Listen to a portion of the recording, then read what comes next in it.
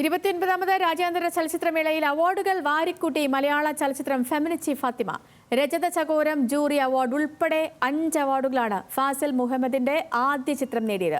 Brazilian ചിത്രം മലു സുവർണ ചകോരം നേടിയപ്പോൾ മികച്ച സംവിധായകനുള്ള രജത ചകോരം ഇറാനിയൻ സംവിധായകൻ ഫർഷാദ് ഹാഷ്മി കരസ്ഥമാക്കി. Fazil Muhammad for Feminist Fatima kindly come on to the stage and receive the award from Honorable Chief Minister of Kerala, Shri Pinarayi Vijayan.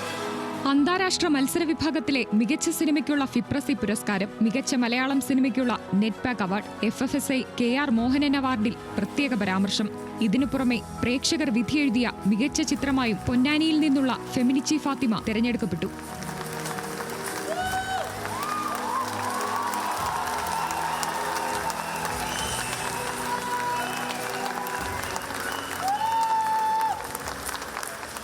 അന്താരാഷ്ട്ര മത്സര വിഭാഗത്തിൽ പെഡ്രോ ഫ്രൈറി സംവിധാനം ചെയ്ത മലു സുവർണ ചകോരം നേടി.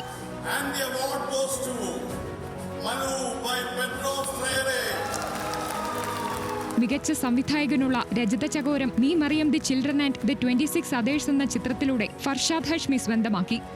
ഇന്ദുലക്ഷ്മിയുടെ അപ്പുറത്തിൽ അഭിനയിച്ച അനഘ രവിയും റിഥം ഓഫ് ദമാമിൽ അഭിനയിച്ച ചിന്മയ സിദ്ധിയുമാണ് അഭിനയത്തിൽ ജൂറി പരാമർശം നേടിയത്. മലയാള സിനിമയിലെ പുതുമുഖ സംവിധായകയ്ക്കുള്ള ഫിപ്രസി പുരസ്കാരം വിക്ടോറിയ സംവിധാനം ചെയ്ത ശിവരഞ്ജിനിക്ക്.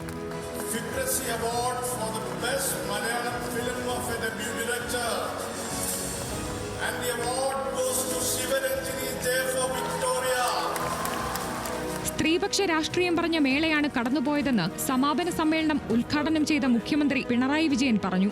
സ്ത്രീപക്ഷ രാഷ്ട്രീയം ഉയർത്തിപ്പിടിച്ചുകൊണ്ടാണ് ഇത്തവണത്തെ മേള കൂടുതൽ ശ്രദ്ധേയമായത്.